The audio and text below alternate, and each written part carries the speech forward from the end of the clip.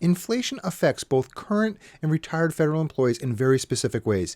In this episode, we're going to explain the basics of inflation, review how it increases your pay and pensions, clarify how the impact to your TSP, and I'm going to provide my 3 favorite ways to overcome the dangers of inflation as a federal employee.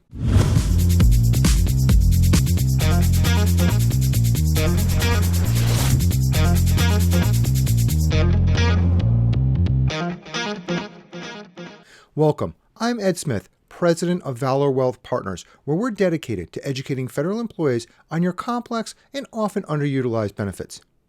Now, for most people, they understand inflation, but beyond that, they don't really have a good grasp of how it affects them. I really want to be able to share some of the baseline information of how inflation is calculated or communicated.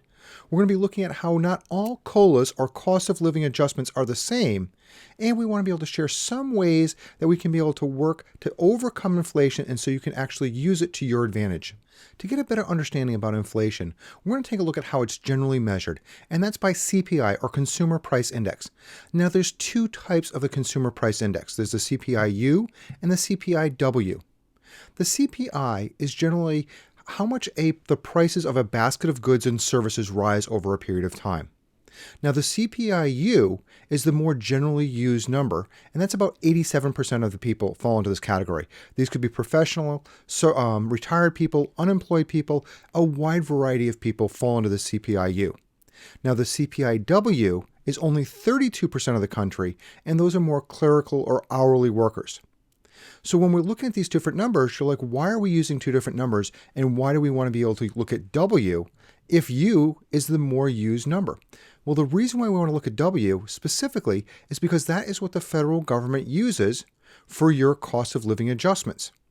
So even though U is used for retired people, the federal government uses the CPI-W to calculate your increases to your pensions.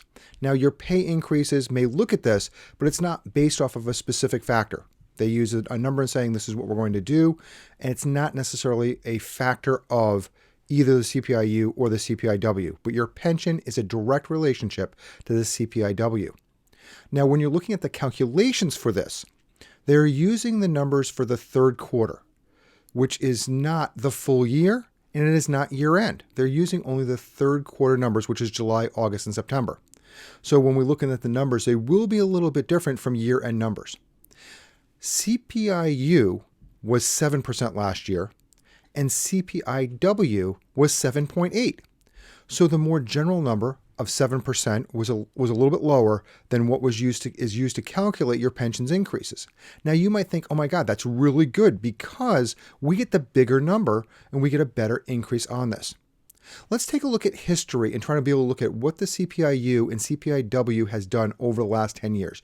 Now, when we're looking at these numbers, I'm only looking at 10 years. CPI goes for a lot longer period of time, but we just want to show a factor of what happens over different periods of time.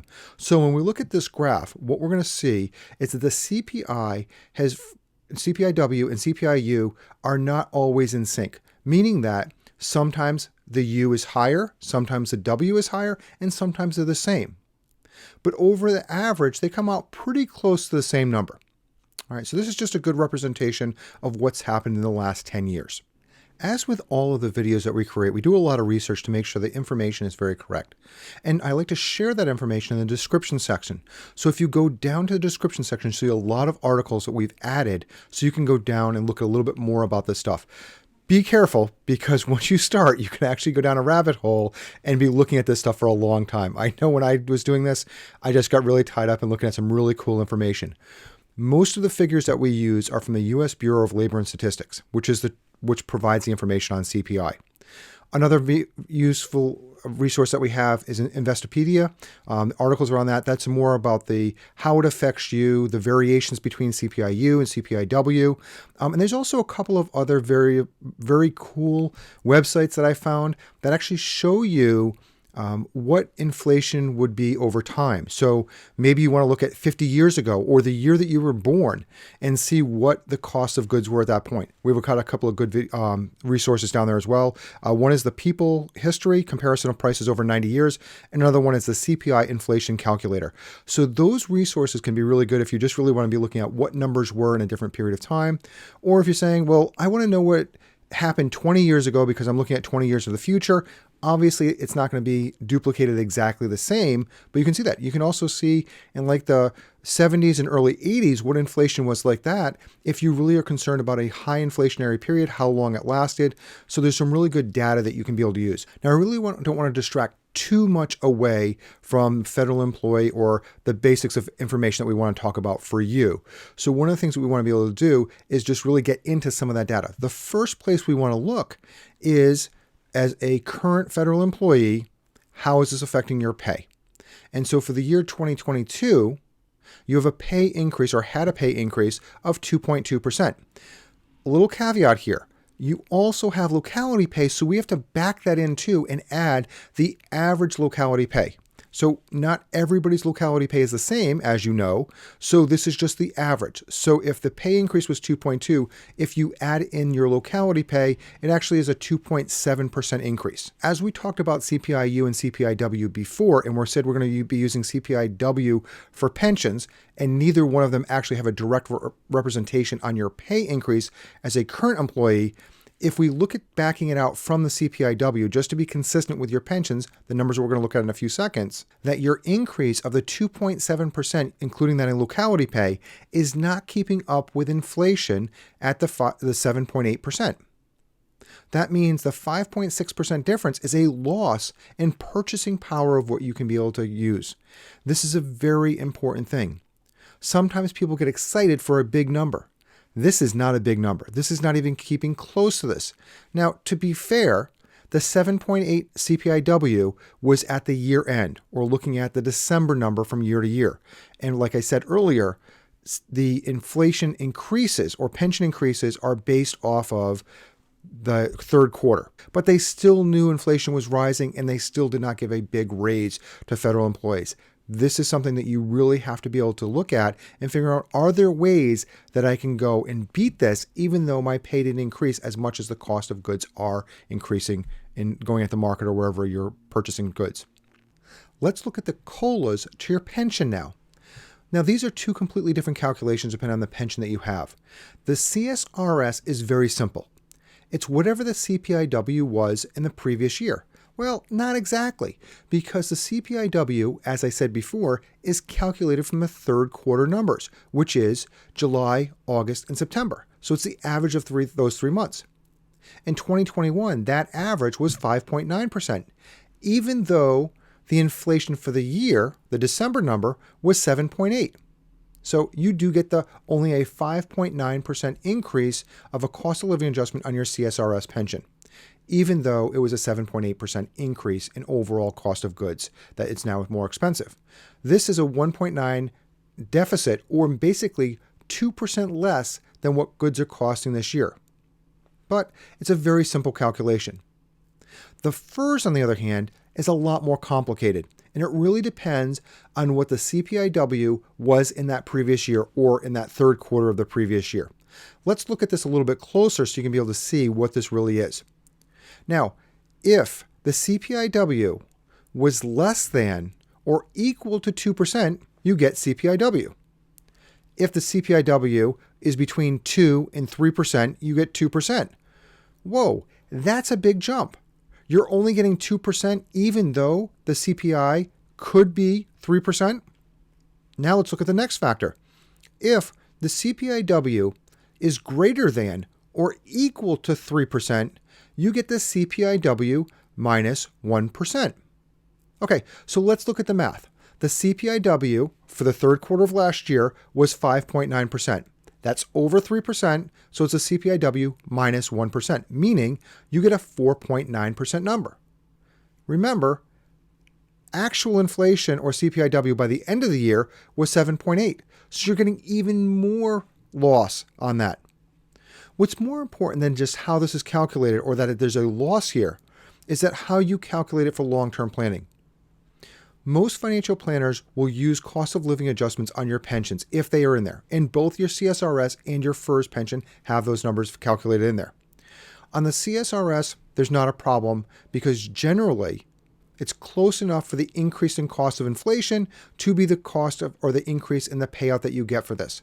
But on the FERS pension, if the financial professional does not know that the CPIW is, or your inflation increases, is 1% less if these numbers get higher, they could be over-promising how much money that you're going to get. So you need to make sure that when you're doing planning, either if you do it yourself or you hire a professional, that you check the numbers to make sure they just don't click a button and says, yes, it just has a normal cost of living adjustment, because it is actually lower than the cost of inflation. So you really have to be careful to make sure that the person you're working with understands federal benefits and they know these really unique nuances. The last way we want to talk about how inflation affects you as a federal employee is your TSP. Because for most people, and this I see over and over again, is one of the largest savings vehicles on a long-term basis for a federal employee. Now, we have a whole video on this where I really break down the numbers and show you how inflation affects both on the CPIU and the CPIW affects all of your funds in the TSP. So this is going to be very basic information about where it is, some of the highlights, but that video is really good about showing you what really happens for all of the different funds over that period of time. And we use the same 10-year period to be fair and use this in this video as a basics for building that one out. So, but when you're looking at your TSP, you have a couple of things you have to look at. The G fund typically underperforms inflation on many different levels, both on an annual and on a long-term basis. The F fund will beat the G fund because it has a higher rate of return, but there are some years that it goes negative, so you have to be cautious about this. And equity funds, either the C, the S, or the I, will generally outperform it on a long-term basis, but on a short-term basis, the volatility can be very dangerous. Again, inflation is only one factor when you're looking at your TSP. Please watch the video because it can be very beneficial. All right, now the point that probably most of you have been waiting for of how to beat this as a federal employee. So the first thing to do is that as a federal employee, you have to be proactive to try to get the pay increases so you can beat these inflation costs. As you've seen over your career, generally, your pay increases are not keeping pace with inflation. They're close or you get some type of increase, but what I've seen is that you need to be able to do a little bit more if you want to be over this. And this isn't just for federal employees. This is for everybody. Most companies do not increase the pay to current employees. Maybe a new employee might come in and get some other promotion or other pay increases or be put in a better level. But for current employees, for the loyalty that an employee has to a company, they do not get these increases. So you have to fight for this. Now, as a federal employee, this can be a little bit more difficult than somebody in the private sector. But things that you can do: improve your skills, make it so that you're more promotable. Look for other opportunities inside the federal government that may get you a better pay increase, maybe a step up higher, or maybe a promotion to a different agency or a different level inside your same agency. The other thing you want to be able to do is you might be able to start a small business or a side hustle, as some people call them. A small business can supplement some of the income that you're getting and do some of the things that you really enjoy doing. So those are 3 areas that you can do to try to help get your pay up as a current employee. Now, other things that you can be able to do is looking at your debt. Now, a lot of people really want to pay off debt and get rid of it as fast as they possibly can. But certain kind of debts beat inflation over the long term. One of the best ways is your mortgage or low-cost debt. A mortgage on the principal and interest payments that you're making are beating inflation every year because they're flat over the term of the mortgage. So if you have a 30-year mortgage, your principal and interest payments do not go up over those 30-year period of time, which means even the smallest amounts of COLA or cost of living adjustments will be helping you make that payments easier and easier.